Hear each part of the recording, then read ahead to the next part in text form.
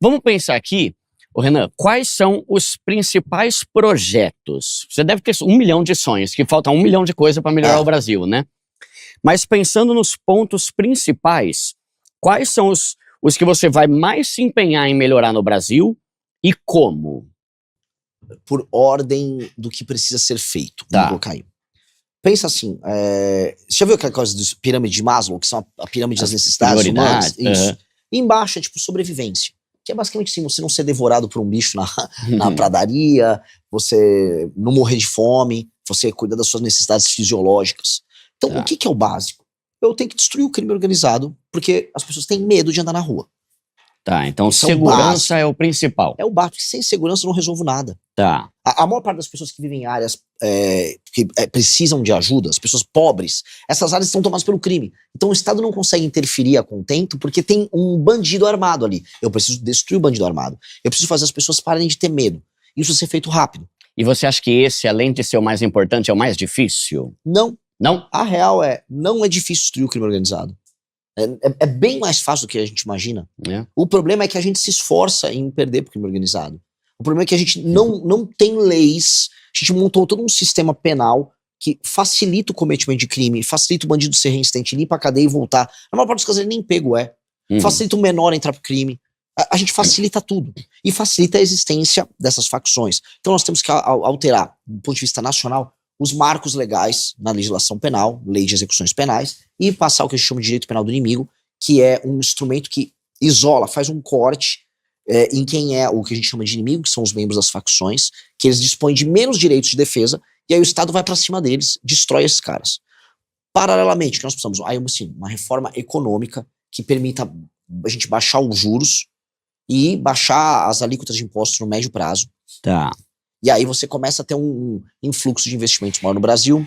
Mas tem como diminuir imposto? Tem. Não tem, assim, ó, candidato que vier aqui, fala pra você que dá pra diminuir o imposto na hora, tá mentindo. Tá. É picaretagem.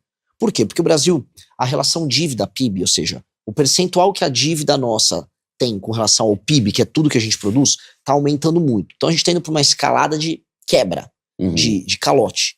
Então a situação fiscal, a situação de grana, de gestão de grana do Brasil, tá muito ruim. Então, o que a gente precisa fazer? A gente precisa diminuir os gastos. Quando você diminui os gastos, você consegue suprir as despesas, você contrai menos dívida, você consegue pagar a própria dívida, a curva da dívida diminui.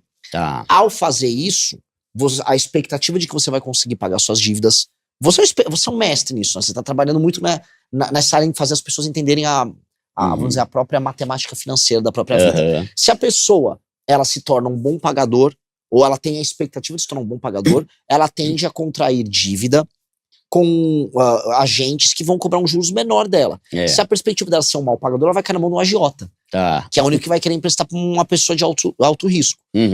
Essa é a lógica que funciona com o governo. Então, se o governo está com a dívida dele aumentando, a relação dívida-PIB está subindo, significa que ele vai dar calote. Aí para ele conseguir rolar a dívida dele, ele tem que pagar um juros muito alto, senão ninguém quer rolar. E cada vez o buraco fica mais profundo. E aí você entra nesse ciclo. Para resolver isso é só cortando despesa. Então a maior causadora do tanto de dívida que o Brasil tem é o tanto de despesa pública. Exato. Que envolve tudo. Especialmente o que a gente chama de despesa obrigatória. Que seria o quê? Despesa obrigatória são despesas que você não consegue alterar. Assim, o presidente não fala, eu vou gastar um pouco menos agora com isso aqui, com isso aqui, isso aqui. Na verdade, a maior parte do orçamento brasileiro ela é de despesa obrigatória.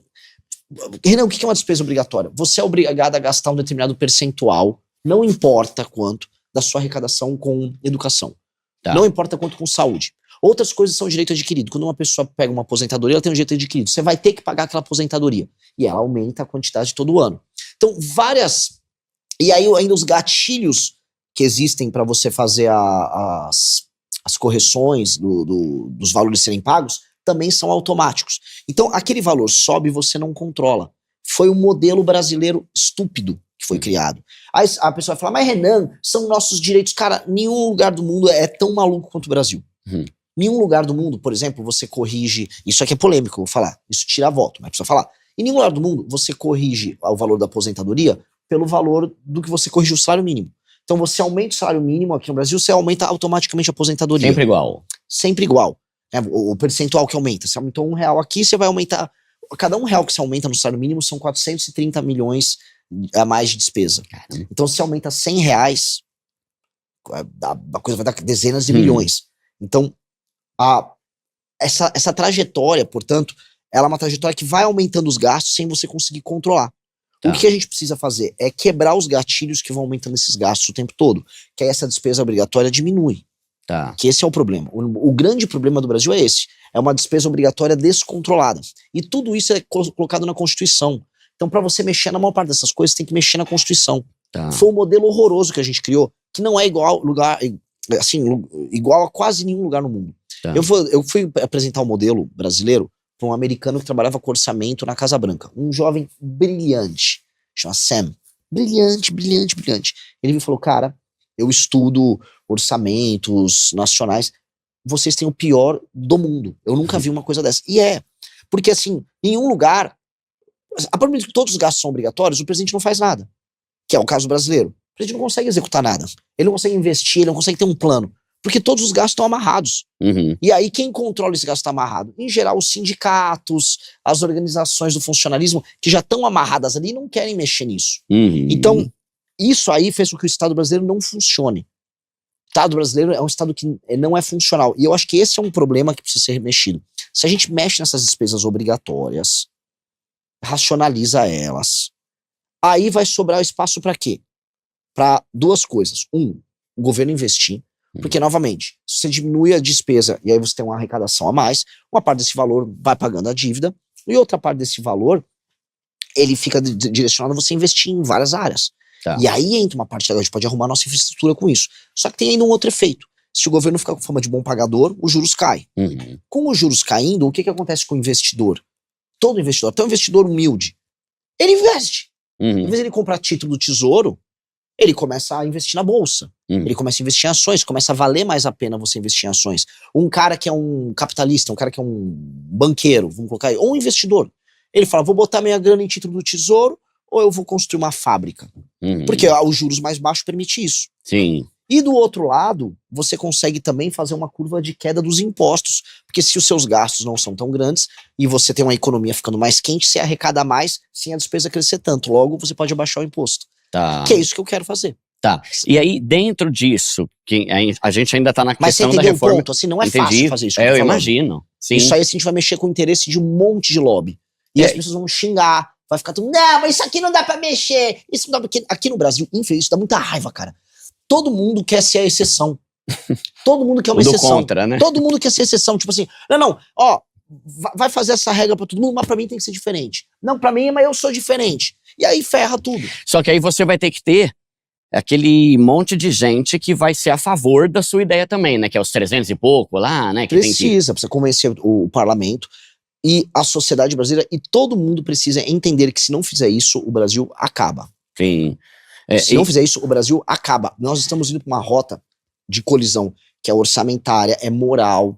Esses dias eu vi um artigo do presidente do Tribunal de Contas da União falando, né? Se o Brasil continuar do jeito que tá, daqui a 5 anos a gente não vai conseguir mais pagar as aposentadorias.